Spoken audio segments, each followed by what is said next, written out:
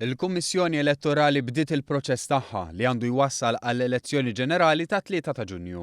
Dan wara li tnejn filgħaxija l-President ta' Malta xogħlijiet il-Parlament u eventwalment stabilixxiet id-data tal-elezzjoni kif spjegalna l-kap tal-Uffiċċju Elettorali tal-Partit Laburista Lewis Gatt. Il-Kummissjoni Elettorali sa 5 ijiem tkun qed tippubblika dak li ngħidulu rolling register, reġistru elettorali ġdid, sabiex fih tinkludi any changes li jkunu saru sa dikinhar tar-ritt sal-bieraħ ġifieri.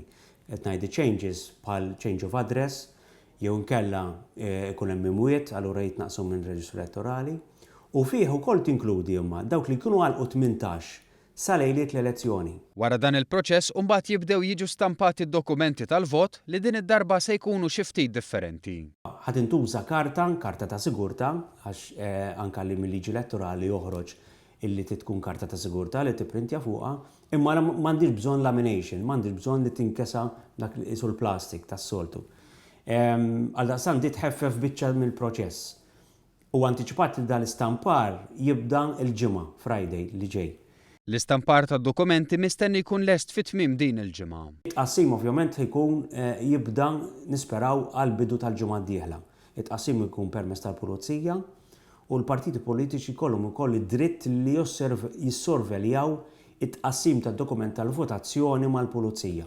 Dawk li fil-ġurnata tal-elezzjoni ser ikunu msifrin jew inkella rikoverati fi sptar jistgħu jivvotaw is-sibt ta' qabel.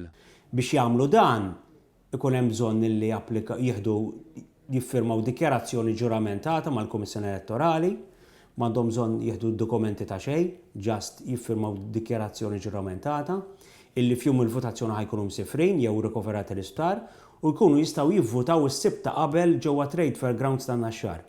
Dan il-teħid tal-ġurament ikun jista' jittieħed sa Friday qabel l-advance voting. Dawk li jgħixu barra minn xtutna u għandhom dritt jivvotaw jistgħu jiksbu l-informazzjoni neċessarja mill-istess uffiċċju elettorali tal-Partit Laburista fuq l-email flights@partitlaburista.org.mt.